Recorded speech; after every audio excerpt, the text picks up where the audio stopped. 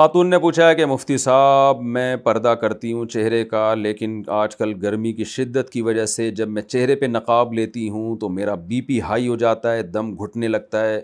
مجھے بیماری ہے، تو کیا میرے لیے گنجائش ہے چہرہ کھولنے کی؟ دیکھیں، جوان عورت پہ چہرے کا پردہ فرض ہے، تو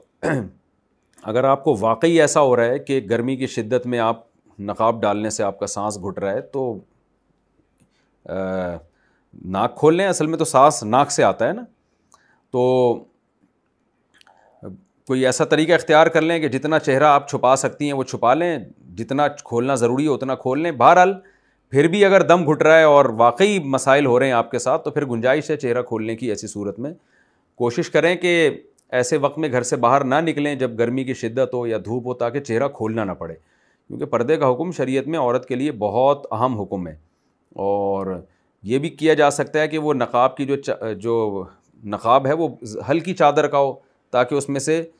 ہوا آسانی کے ساتھ آ جا سکے۔ لیکن بہرحال یہ تو جس پہ گزرتی ہے وہی جانتا ہے کہ میرے لیے کیا پاسبل ہے، کیا پاسبل نہیں ہے۔ مفتی کا کام تو شرعی مسئلہ بتانا ہوتا ہے، تو مسئلہ تو یہی ہے کہ اگر واقعی اتنی شدت ہے اور ضرورت کے لیے گھر سے نکلنا پڑے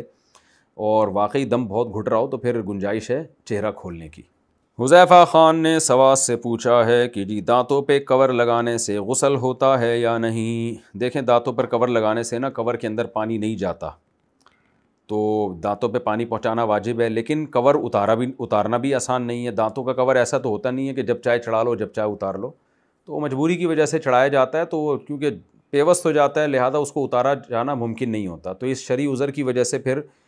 قلی کر لیں۔ اسی طرح اللہ تعالیٰ غسل قبول کر لے گا، اتارنا واجب نہیں ہے، ورنہ ایک ہی دفعہ اترے گا پھر دوبارہ نہیں چڑھے گا وہ۔ خاتون نے پوچھا ہے کہ جی کہیں ایئرپورٹ پہ آتے جاتے میاں بیوی ایک دوسرے کو گلے لگا سکتے ہیں، جیسے ماں بیٹے بھی لگا رہے ہوتے ہیں، بہن بھائی بھی گلے لگ رہے ہوتے ہیں، تو کیا میاں بیوی بھی اس طرح کر سکتے ہیں؟ دیکھیں، حیا جو ہے نا، حیا، یہ ہم لوگ چونکہ اب یورپ سے سب کچھ سیکھ رہے ہیں تو ہر چیز ہی وہاں سے لے رہے ہیں ہم۔ حیا نبی صلی اللہ علیہ وسلم کو بھی پسند، قرآن کو بھی پسند، قرآن نے حیا کو پروموٹ کیا ہے، تو یہ حیا کا تقاضا یہ ہے کہ میاں بیوی سب کے سامنے گلے نہ ملیں، ایئرپورٹ پہ جاتے ہوئے مصافحہ کر لیں، گلے ملنے کی کیا ضرورت ہے؟ تو یہ اس سے بے حیائی پھیلتی ہے سوسائٹی میں، اتنا لبرل نہ بنے۔ اسی طرح بہنوں کے ساتھ گلے ملنا جوان بھائی کا یہ بالکل جائز، یہ تو گھر میں بھی نہیں ملنا جائز ہے۔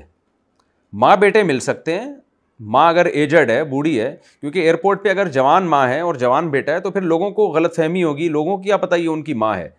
تو لیکن اگر واقعی ایجڈ ہے، بوڑھی خاتون ہے، دیکھنے سے لگ رہا ہے کہ یہ معمر خاتون ہے، تو پھر ایئرپورٹ پہ وہ گلے مل سکتی ہیں اپنے بیٹے کے ساتھ، تو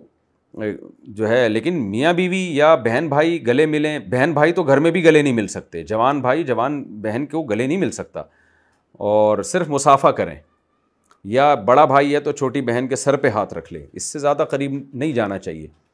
اور میاں بیوی ہیں تو وہ بھی کھلے عام گلے ملنا یا اتنا بے تکلف ہونا اس شرم و حیا کے بالکل خلاف ہے، تو شریعت حیا کو پروموٹ کرتی ہے۔